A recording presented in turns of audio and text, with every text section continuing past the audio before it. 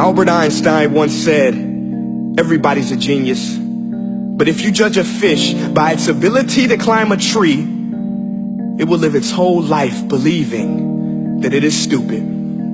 Ladies and gentlemen of the jury, today on trial we have modern day schooling. Glad you could come. Not only does he make fish climb trees, but also makes them climb down and do a 10-mile run. Tell me, school, are you proud of the things you've done? Turning millions of people into robots, do you find that fun? Do you realize how many kids relate to that fish? Swimming upstream in class, never finding their gifts, thinking they are stupid, believing they are useless? Well, the time has come, no more excuses. I call school to the stand and accuse him of killing creativity, individuality, and being intellectually abusive. He's an ancient institution that has outlived his usage. So, Your Honor, this concludes my opening statement, and if I may present the evidence of my case, I will prove it. Proceed. Exhibit A. Here's a modern day phone. Recognize it? Here's a phone from 150 years ago. Big difference, right? Stay with me. Here's a car from today, and here's a car from 150 years ago. Big difference, right? Well, get this. Here's a classroom of today, and here's a class we used 150 years ago. Now ain't that a shame? In literally more than a century, nothing has changed. Yet you claim to prepare students for the future? But with evidence like that, I must ask, do you prepare students for the future or the past?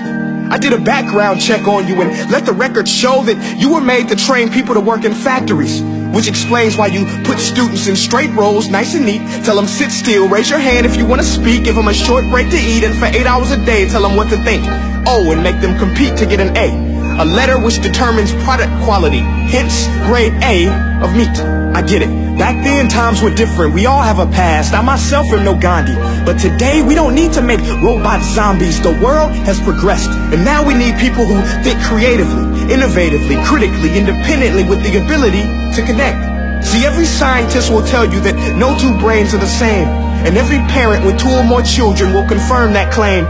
So please explain why you treat students like cookie cutter frames or snapback hats, giving them this one-size-fits-all crap. Watch your language. Sorry, Your Honor, but if a doctor prescribed the exact same medicine to all of his patients, the results will be tragic. So many people will get sick, yet when it comes to school, this is exactly what happens. This educational malpractice, where one teacher stands in front of 20 kids, each one having different strengths, different needs, different gifts, different dreams, and you teach the same thing the same way? That's horrific. Ladies and gentlemen, the defendant should not be acquitted. This may be one of the worst criminal offenses ever to be committed. And let's mention the way you treat your employees. Objection. Overruled. I want to hear this. It's a shame.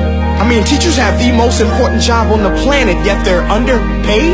No wonder so many students are short-changed. Let's be honest. Teachers should earn just as much as doctors, because a doctor can do heart surgery and save the life of a kid. But a great teacher can reach the heart of that kid and allow him to truly live.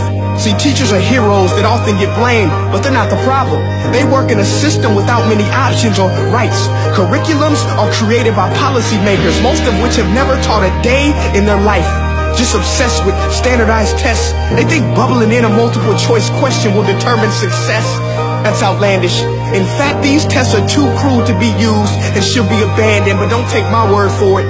Take Frederick J. Kelly, the man who invented standardized testing, who said, and I quote, "These tests are too cruel to be used and should be abandoned." Ladies and gentlemen of the jury, if we continue down this road, the results will be lethal.